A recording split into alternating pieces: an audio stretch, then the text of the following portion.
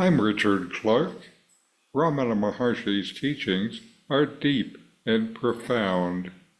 Listen each day to deepen your practice. Welcome. I'm reviewing and commenting on the book Talks with Sri Ramana Maharshi. Today is from Talk 499, Part 2. Questioner. So it amounts to this. To see a jnani is not to understand him. You see the jnani's body and not his jnanam. One must therefore be a jnani to know a jnani. Maharshi. The jnani sees no one as an ajnani. All these are only jnanis in his sight.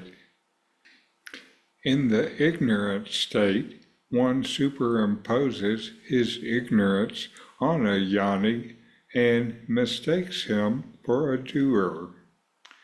In the state of jnana, the jnani sees nothing separate from the self. The self is all shining and only pure jnana. So there is no ajnana in his sight. There is an illustration for this kind of illusion or superimposition. Two friends went to sleep side by side. One of them dreamt that both of them had gone on a long journey and had strange experiences. On waking up, he recapitulated them and asked his friend if it was not so. The other simply ridiculed him, saying that it was only his dream and could not affect the other. So it is with the ajnani who superimposes his elusive ideas on others. Regarding ajnana in early youth and jnana at the present time, Sri Bhagavan said, there is no jnana as it is commonly understood. The ordinary ideas of jnana and ajnana are only relative and false. They are not real and therefore not abiding. The true state is the non-dual self.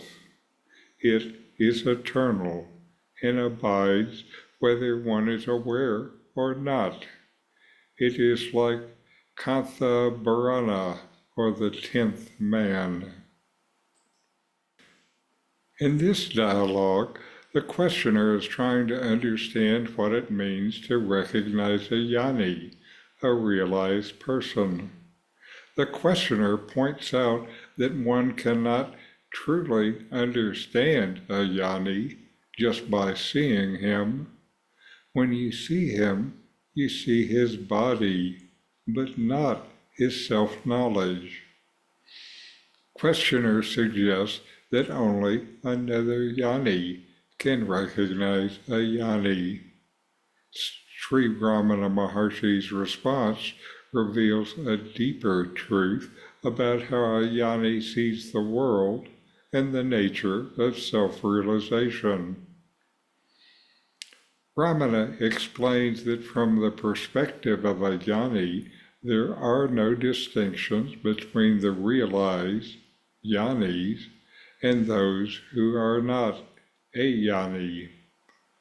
The jnani sees everyone as the self because in his state of pure awareness there is no separation. There is only the self. That's why the jnani doesn't see anyone as ignorant or unenlightened. Everyone is seen as the self, which is the only reality.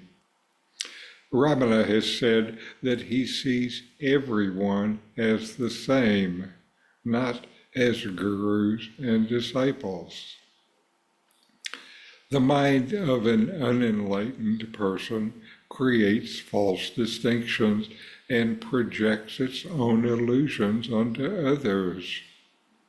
For example, the questioner assumes that there are separate categories of enlightened and unenlightened people, but that is just a projection of his own ignorance, the mind creating distinctions that do not exist. Ramana uses the analogy of a dream to explain this. Just as someone who is dreaming may believe that they're having real experiences, when they wake up, they realize that those experiences were not real and did not affect anyone else. In the same way, the unenlightened person superimposes their own false ideas of separation onto others and interprets their behavior in this light. Ramana also dismisses the common notions of jnana, knowledge, and ajnana, ignorance, as mere concepts created by the mind. These ideas are not real because they are relative. They depend on the mind to exist and therefore cannot be eternal.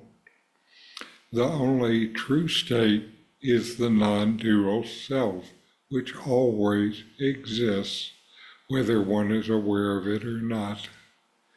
This is like the analogy of the Kanthabarana, or the missing necklace that someone is already wearing but has forgotten about, and the story of the 10th man who searches for someone he mistakenly thinks is missing.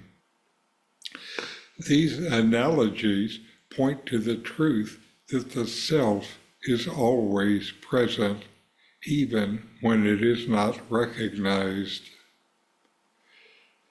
Ramana Maharshi's teachings here emphasizes the futility in trying to understand enlightenment from the level of the mind and the importance of realizing the ever-present, non-dual self. Only the self can know the self. So, know yourself and be always free and at peace. In 40 verses on reality, Ramana Maharshi explains the nature of the self, the ultimate reality, and self-inquiry. My new book, with my comments and inquiry questions, opens these teachings up and brings them into your practice and experience. Available now from Amazon. Link in the video description. These videos bring Ramana's teachings into your direct experience. Click subscribe to see more. Click thumbs up to like, and send questions and start a dialogue with a comment